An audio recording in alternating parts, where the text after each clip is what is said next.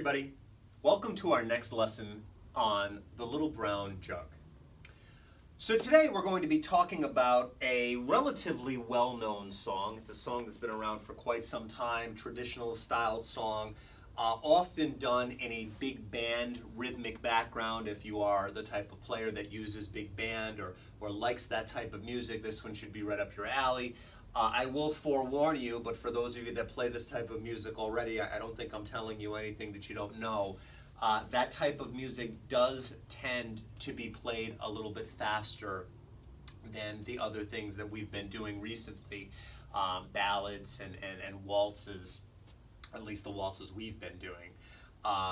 You'll notice that when you turn your instrument on that you're practicing on at home, the backgrounds, if you delve into that section of your instrument, generally come up at different speeds.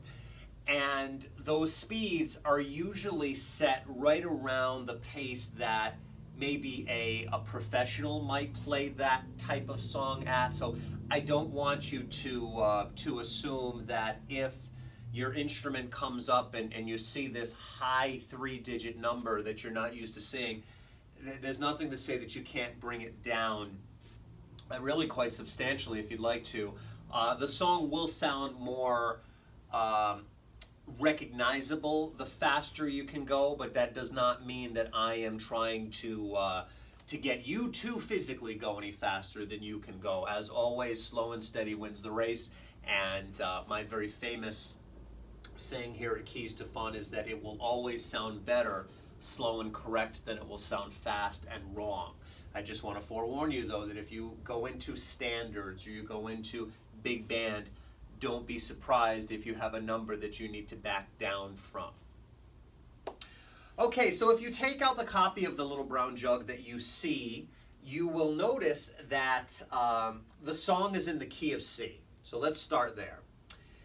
And I can tell that the song is in the key of C again because the way I'm able to determine a key the vast majority of the time, I hate to say 100% because there's always someone that finds a piece of music that proves me wrong. So let's just say, let's go with the vast majority. The last chord in the song gives you the key.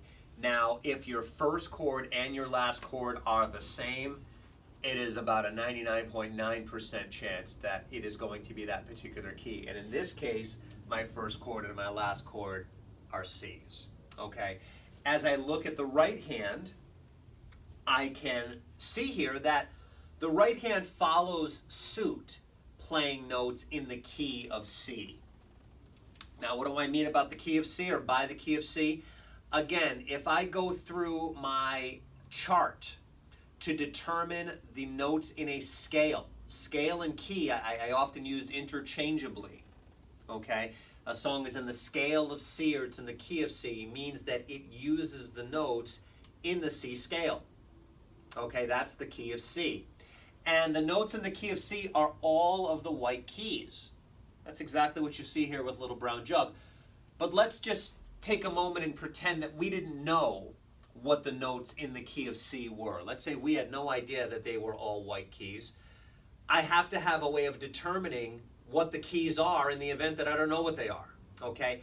And I need that formula. Again, the formula is W, W, H, W, W, W, H. So I have 2 W's and an H, 3 W's and an H. The W stands for whole step, whereas the H stands for half step. What is a half step? A half step is the key directly next to the one that you're on, whether it's white or black. Okay, 2 keys that are adjoining. And as I've said, I'm sure many times in the past, when I talk about 2 keys that are adjoining, I don't mean for you to look at the keys from the midpoint down, because when you do, all of these white keys appear to be next to each other. Whereas when you look at them from the midpoint up, you'd notice that actually most white keys are not next to one another. Most white keys have a black key that comes down in the middle of the 2. It just doesn't come all the way down. There are some circumstances, though, where no matter how high up you go, there's no black key. So between, for example, the B and the C, that's a half step. Between the E and the F, that's a half step. So if I use this formula and I make a little grid around it, and outside of the grid I put the key I want to start with, the C. What is a whole step up from the C? Well, a whole step is 2 half steps. So a half step would be to the black key, the whole step would be 1 key from there, which is the next white key. So that's the D. Same goes for the next whole step, that's an E. Now a half step above the E is an F because there's no black key in between the E and the F. A whole step up from the F is a G. A whole step up from the G is an A, a whole step up from the A is a B, and finally, a half step up from the B is a C, for the same reason a half step above the E is an F, because there's no black key, okay? And to determine if I am playing this correctly, I play it, and if it sounds like the scale, that means I've done it right. So you simply turn your instrument on, you play from C to C, from C to shining C, and as long as it sounds like the do, re, mi, fa, sol, la, ti, do, you will have calculated this out correctly. So if we play them.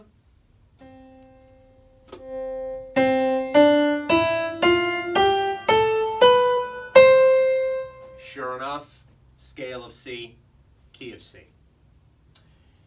Now, looking at these notes, are these the notes that are utilized in the right hand of this song? They are. Does it mean that a song that is in the key of C will never have a sharp or a flat? That is not true. There are songs in the key of C, plenty of them, that have some sharps or flats, but the sharps or flats are rare. They're there, but they're rare. The vast majority of the time, a song that's in the key of C is going to deal with these notes. Okay? Now I'm going to leave this up on the board because we're going to come back to it in a couple minutes. Okay? I'd like to talk about the first measure in this song. The first measure in this song is comprised of one note, a G. One beat, probably more important. That G gets one beat, it's a quarter note. What is my count here? Well, my count's 4/4, which means I'm short 3 beats here. I have 3 beats that essentially I'm missing out on at the beginning of the song. Now we've said anytime a measure has less than the allotted amount that it's supposed to have, those notes, or in this case that note, is considered a pickup note. Last week we mentioned about the importance of the end of the song because the missing time values are made up at the end. So I'm missing 3 beats. So if my first measure only gets 1, that should mean my last measure gets 3. Is that the case? And the answer is yes, it is the case. Why is that important if I'm only going through the song once? Well, if I'm only going through the song once, I guess it's not that important. But with this song, I see double dots. Double dots send me back to the top. I need to restart. Okay? And because I need to restart, there can only be 3 beats in that last measure. Because when I restart, I still need to play that G. There's no double dots after the G. It's not like I skip over that. I got to play it. So what that G inevitably becomes is the 4th beat of the last measure the second time around. Okay? When you play that G the first time, it's a pickup note. When you play it the second time, it acts like beat 4 of the last measure of the last line of the song, so that you can play the next note, which is the E, on count number 1. And then you can go through it a second time. Now, when you go through it a second time, we're going through it twice, so at the end, it's not going to matter so much that that last measure has 3. But let's say that you wanted to play it over and over and over again. If you wanted to do that, that measure would have to be set up that way. Okay? Now, I am not giving you, as we did with Michael Rowed the Boat Ashore, 2 different copies of the song that are in different keys this week. This is it. You get 1 copy. Okay? So, this 1 copy is obviously going to sound the same the second time through, is it not? Well, the answer is maybe, maybe not. And here's what I mean when I say maybe not.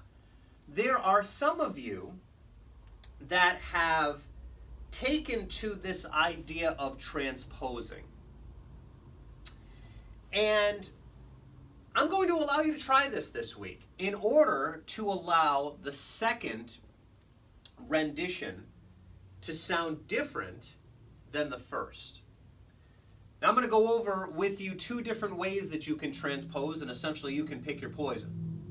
If you're going to transpose, generally the idea is that everything moves up the second time. There are not a lot of songs that transpose down. They're out there, but most of the time it gets a little bit brighter when you go up. So usually there's a key established and then it goes up. That is why, for example, I had you play Michael the way I had you play it last week. Whereas we started out in the key of C and then the next one was in the key of G, it was a couple steps higher. Well, I'm not going to have you do that this week, okay? Because it would be really difficult with this music to try to play all of these notes as if they were that distance apart.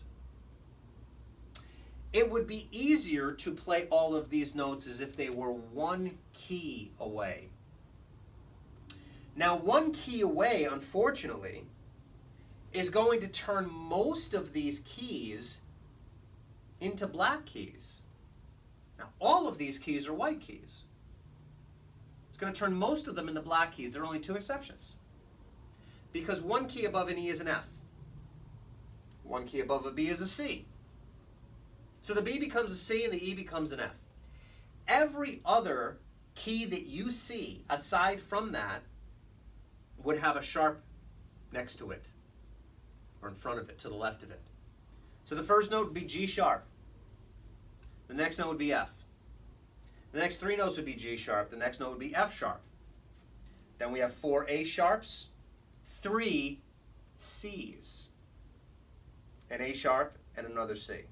And you would follow suit the whole time through. Now, you'd also have to do this with the left hand. So anything that you see in the left hand would also follow suit that same exact way. And provided that you followed that way all the way through the song is going to sound just that much higher the second time. Now, is it going to be more difficult to play? Incredibly more difficult to play. You're going from a rendition with literally no black keys to a rendition with almost all black keys. Is there an easier way to do this? And the answer is yes, there's an easier way to do this. And the way that this can be done more easily is a relatively newer improvement made on electronic instruments. I mean, it wasn't last week or last year for that matter, but this is not something that electronic instruments originally had built within them, which is a feature called Transpose. Now, what does the Transpose feature do? It does exactly what I just explained that you could do manually. It takes all of the keys and sets them to sound like they are a particular distance away from where they originally sat. Okay? And it's as easy as hitting a button. Okay? This is a godsend for people that like to sing along as they play, for people that like to have other people sing along. Now, you might be saying to yourself, I don't like to do either one of those things. But here's something that you may do. This is something that I find is very helpful timing-wise. Some of our students tend to find that they like to play along with pre-recorded songs. Songs that they have a copy of on a CD or on their iPod or iPad or whatever they have, or they have a tape of it or a record of it or what have you, and they say, you know, I want to see if I can keep up with Frank Sinatra when he sings New York, New York. I want to see if I can play along with Billy Joel when he plays Piano Man, Stevie Wonder, or The Doors, or Louis Armstrong, whatever the case may be. Well, if you're going to play along with any of those guys or gals for their, for whatever the case may be, you have to be in the same key. if your notes are higher than theirs, I don't care how good your timing is, it's going to sound wrong. The pitch is going to be off. If your notes are lower than theirs, I don't care how good your timing is, the pitch is going to be off. Whereas if you can match the pitch to them, you can read the original music the same way you did the first time, and you don't have to go out and either find a new copy of the song, which you would have needed to do, or continually rewrite your music until you found that it matched what they were singing or playing. Because you got to know how high or low they are before you can make the decision of, well, what do I need to put in front of these notes in order for them to sound the same way? Or I get blank sheet music and I need to write different notes in to match. That's a nightmare. I mean, it can be done. That's what we used to have to do. Okay? Doesn't have to be that way these days. Okay? If I'm playing Little Brown Jug and I'm playing just the right hand with the piano and I start out here,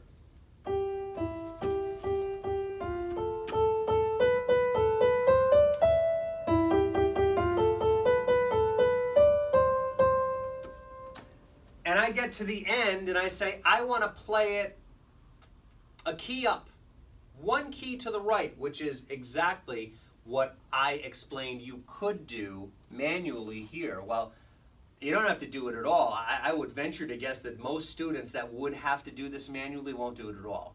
And I do not hold anything against you if that is a decision you make, because it's a lot of work to do that.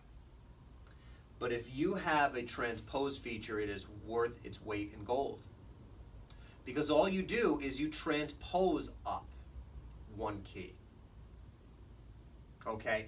And you play the same music you played, all of the same chords you played, the same notes, and instead of it sounding like this,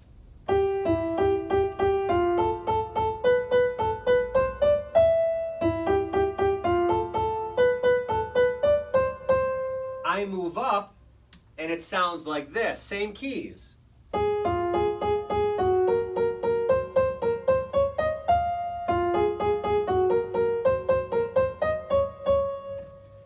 What happened? I played the same keys, but every key sounded like the one to the right of it. And I can go up by more degrees than just one. I could also go down. Okay, now why would you want to go down? Maybe you like to sing along and you can't hit those high notes. Good reason to go down. Maybe the artist that you're trying to play with is singing or playing their notes lower. Again, you don't have to go buy new sheet music. You don't need to write stuff in there, put all sharps in there or flats in there, whatever the case may be, in order to try to match theirs. You just change it on the instrument. You just hit a button. Okay? That's the beauty of electronic instruments, is not only do they not have to be tuned, they also, many of them can be tuned to whatever you'd like them to be in, and you use the same finger placement. It's very similar, for those of you that know anything about the guitar. Guitars have a feature that you can buy for them. It almost looks like a big chip clip. Maybe you've seen it on a guitar neck before. Well, what that does is it transposes the strings. The further down I put that clip, the higher the strings become.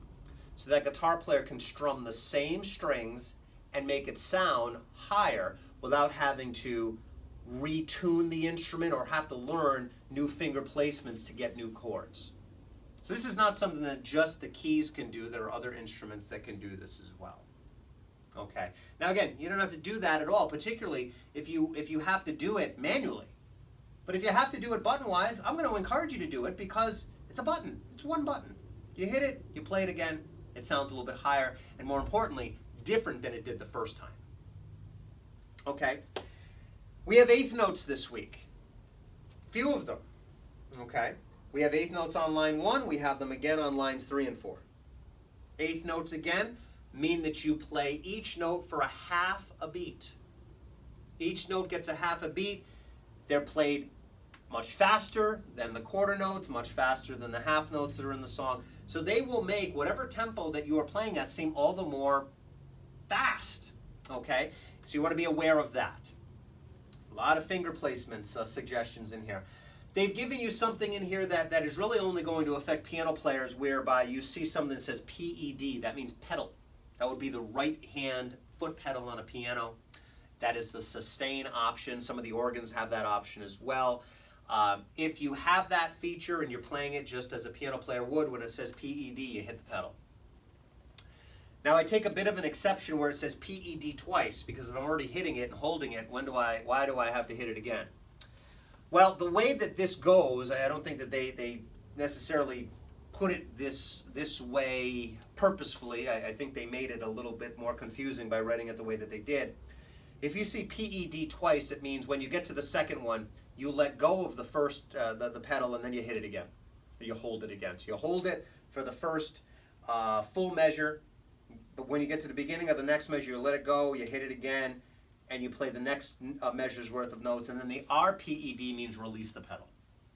And then there are two measures where you don't use the pedal. We see some letters in the left hand that are in boxes. We see some letters in the left hand that are not. As we have spoken about recently, if there's a letter outside of the box and you want to do this, what you would do is you have the option of playing all of those letters outside of the box as if they were a single bass note. I generally play them an octave lower so they really sound like bass. So you'll notice you have something here where what we would call this is a bass walk down. And a bass walk down is giving you the opportunity to walk one key to the next from the G all the way down to the C. And it would sound a little bit like this. Now that's in the key. I transposed it up, so let me bring it back to where its natural sound.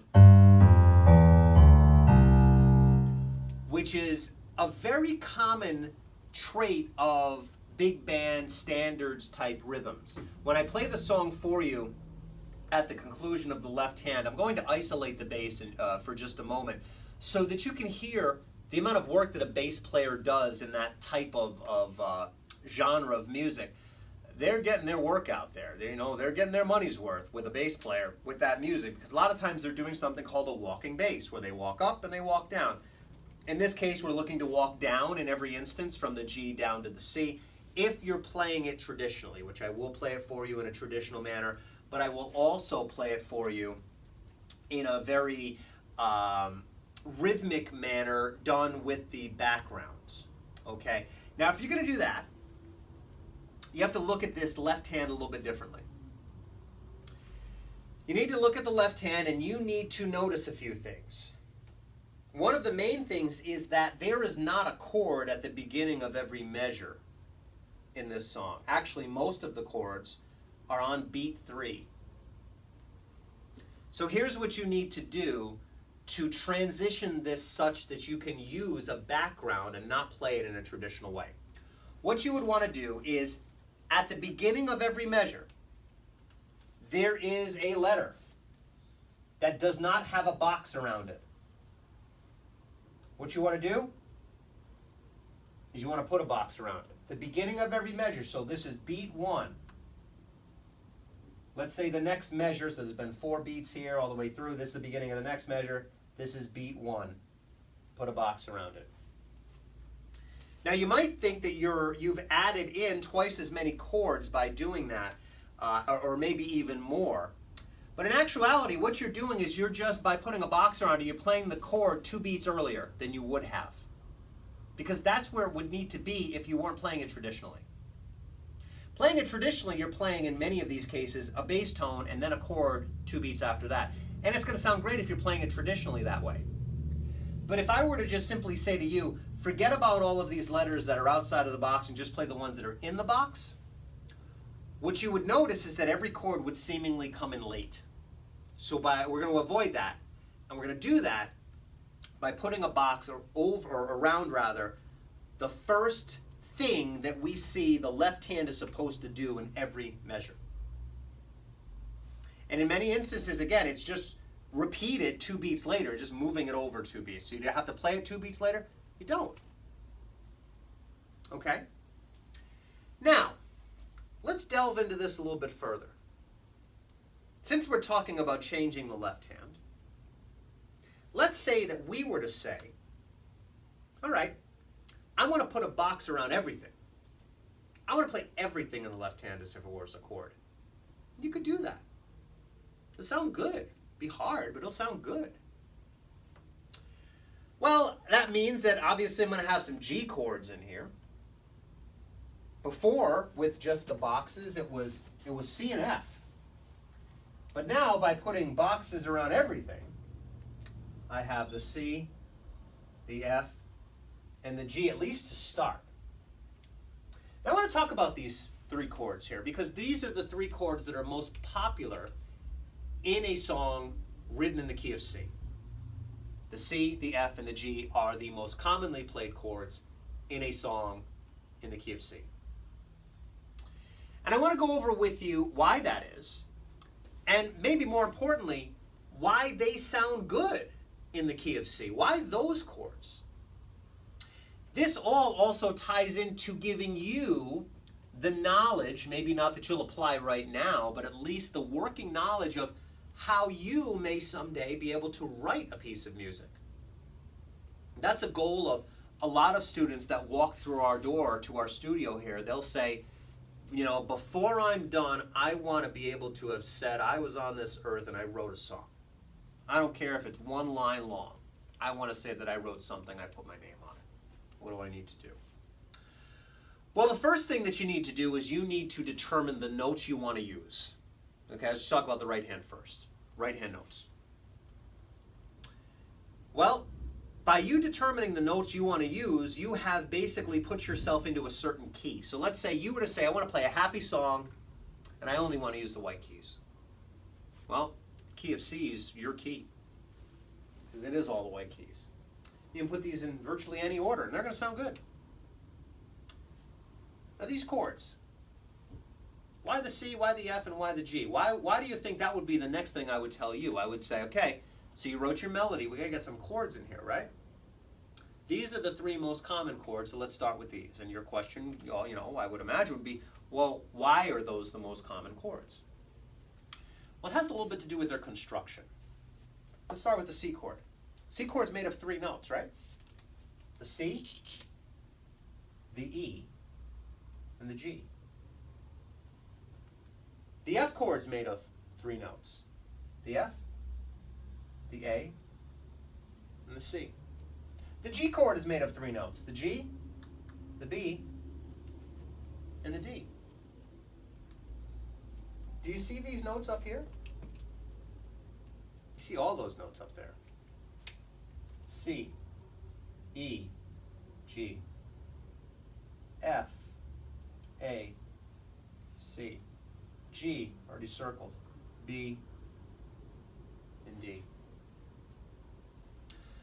The reason that those three chords are the most acceptable chords, most often played chords in a song in the key of C is because they utilize the notes of the scale. That's why they sound good. Okay? So I guess you can look at it one of two ways. You can say they sound good because they have the letters of the scale within them, or they have the letters of the scale in them, therefore they sound good. However you want to look at it, you get to the same place, which is these are the chords that are utilized. Well, if we're putting boxes around other stuff, we got two others that we would have to contend with here if we're making all of these chords. We have a D and we have an E. So let's talk about those for a second. A D and an E. Now, the D major chord, you may only be playing one key if your instrument is calling or giving you the opportunity to only play one, but if you're familiar with the fact that there are more notes than the D, you may know that it is the D, the F sharp, and the A. Okay. Now, is this going to sound good using these keys? And the answer is no, not really. Why? The D is in it, right? D's up here, that's cool. The A is up here as well. Okay, that jives. That ain't. F sharp is not up there. F is up there, but the F sharp is not. So what do we do when we put a little box around the D? We get rid of the sharp. It makes it D, F, A, which actually makes it D minor. Now you might be able to play D minor with just the D and the F. or the F and the D, however you want to do it, okay? But those are the three notes of it. And that will sound fine. The F sharp will not. How about the E? Well, you may or may not know that the E chord is comprised of three keys. I have the E, the G sharp, and the B. You can probably see where I'm going here already. The E is up here. The B is up here. The G sharp ain't up there. Therefore, it ain't going to sound good. So what do? I get rid of the sharp. And it makes the E into an E minor. Now again, do you have to play all three of those notes? You don't. You have to play the E and the G, or the G and the E. Okay? So if I'm going to put a box around all of these chords, I have to make this one and that one a minor, because it needs to adhere to this in order to sound good. So when we come back, I'm going to start out on the piano. I'm going to play it traditionally, the way that it's physically printed first. Then I'm going to play it again, still not using a rhythm, playing it with all of the chords as boxes, putting a box around everything, but making the D a D minor, or an E, or in the E an E minor. Okay? So I'm going to play those, each one of them is a chord, playing these notes, and I think you're going to find that they sound pretty good together. Okay? Then I'm going to play it with a rhythm, with a rhythmic background. Okay? I'll play it with the rhythmic background, putting just a box around the first left-hand movement in every measure, and I'm going to negate everything else. So all of the other things that aren't in boxes, that aren't on beat one, I'm going to forget about them. Okay? And that would be the most straightforward way of playing this song, would be just single notes in the right hand, taking advantage of your single notes in your left hand, and playing the first thing that you see in the left hand as a chord. Okay? So again, as we have done the last few weeks, giving you a variety of different ways to play this song, dependent upon your comfort level. So when we come back, again, bird's eye view over the piano, a couple different ways on there, and then we'll finish off using a rhythm style. Okay, so here we have Little Brown Jug as it's printed. Single notes are going to be in this range here. Chords are going to be up there. I want to play it nice and slowly for you so that you can hear how this one goes played as written.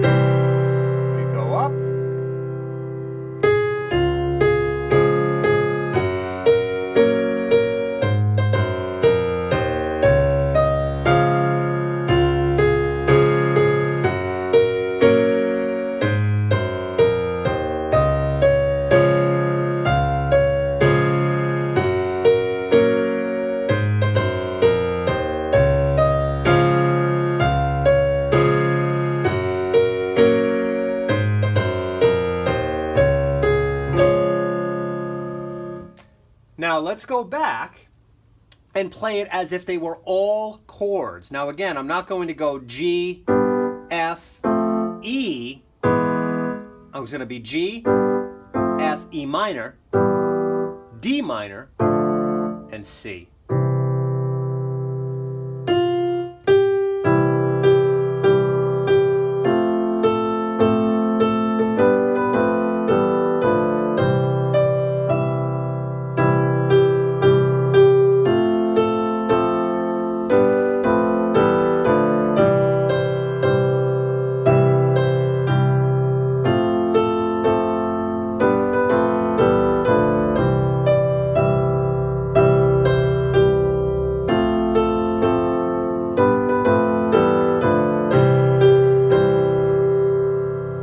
we can transpose up.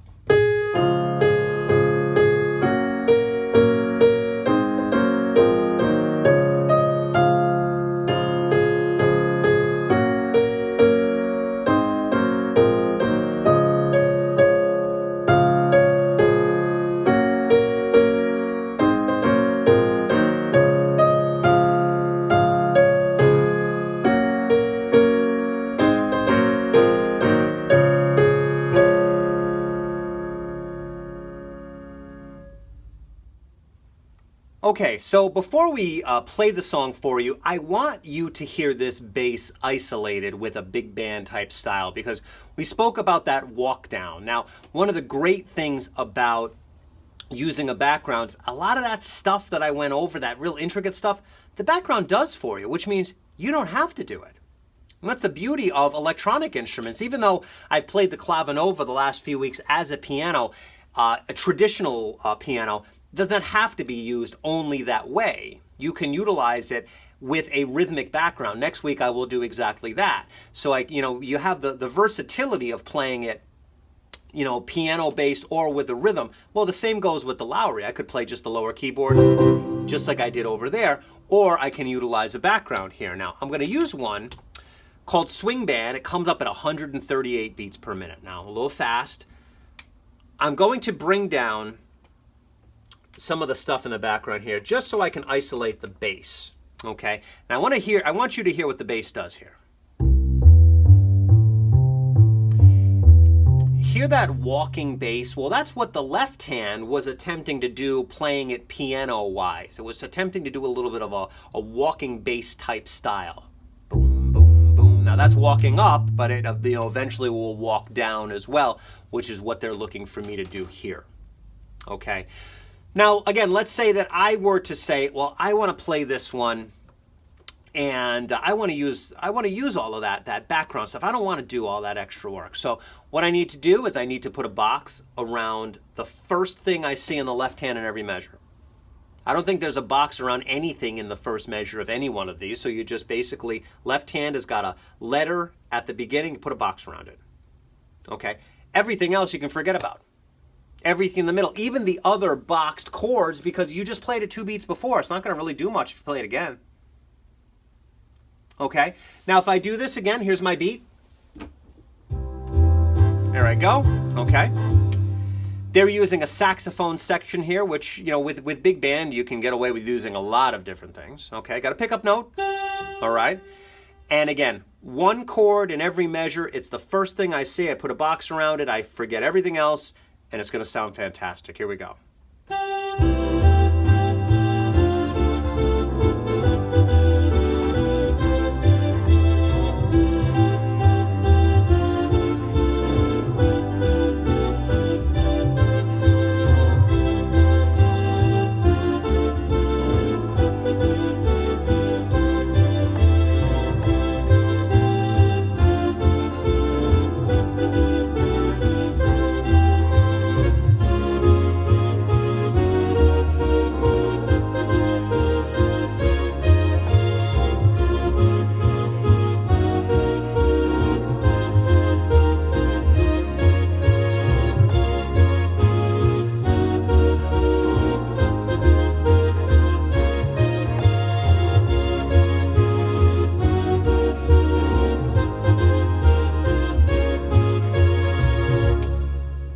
At 138 beats per minute, I ended up with a little in case of emergency break glass situation there.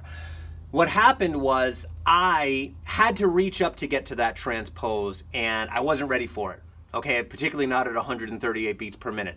And it took me a split second longer than it probably should have. So what did I do? I skipped the pickup note. I basically made that a rest in order to buy myself some time.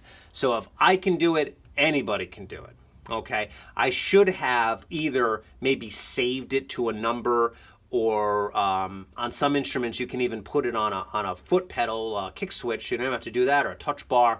Many of you have instruments that can do things like that. The Yamahas have them as well, so it's not just a Lowry thing. But they design these things so that you don't run into situations like I did. It's one thing if you can get yourself out of it pretty easily, which I got out of it quickly. I don't want to say easily, but I was able to just not miss any more beats after that. And I knew that I just needed to skip that first note. But there are ways to avoid it as long as you set yourself up to do that. I did not, which I should have. Well, I want to thank you all for joining us this week for Little Brown Jug and our review of Michael.